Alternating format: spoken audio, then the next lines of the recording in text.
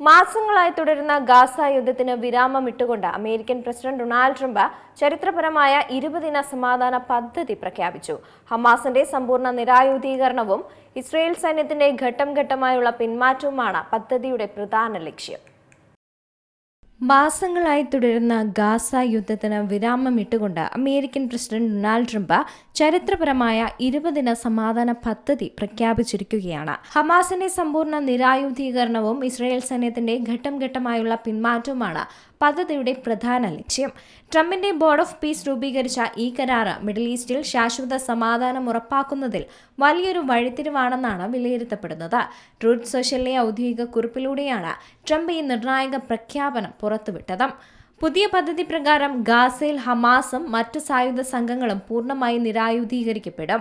ഈ നിരായുധീകരണ പ്രക്രിയയ്ക്ക് അനുസൃതമായി ഇസ്രായേൽ സൈന്യം ഗാസയിൽ നിന്ന് ഘട്ടം ഘട്ടമായി പിന്മാറ്റം നടത്തും. തുടർന്ന് അന്താരാഷ്ട്ര സ്ഥിരതാ സേനയും പുതുതായി രൂപീകരിച്ച ഫലസ്തീൻ പോലീസും സംയുക്തമായി ഗാസയുടെയും സമീപ പ്രദേശങ്ങളുടെയും സുരക്ഷാ ചുമതലയും ഏൽക്കും. ഈ പുതിയ സുരക്ഷാ ക്രമീകരണത്തിലൂടെ ഒക്ടോബർ 7 ആക്രമണങ്ങൾക്ക് സമാനമായ ഭീഷണികൾ ഒരിക്കൽ കൂടി ആവർത്തിക്കപ്പെടില്ലെന്ന് ട്രംപ് ഉറപ്പ് നൽകുന്നുണ്ട്. കൂടാതെ പുതിയ ഫലസ്തീൻ ഭരണകൂടം ബോർഡ് ഓഫ് പീസുമായി ചേർന്ന ഗാസയുടെ ഭരണം മുന്നോട്ട് കൊണ്ടുപോകുമെന്നും പദ്ധതിയിൽ വ്യക്തമാക്കുന്നുണ്ട്. ഈ ചരിത്രപരമായ ചർച്ചകൾക്ക് ചുക്കാൻ പിടിച്ച ഈജിപ്ത്, ഖത്തർ, തുർക്കി എന്നീ രാജ്യങ്ങളിലെ മധ്യസ്ഥന്മാരെയും സ്വന്തം ചർച്ചാ സംഘത്തെയും ട്രംപ് അഭിനന്ദിച്ചിരുന്നു.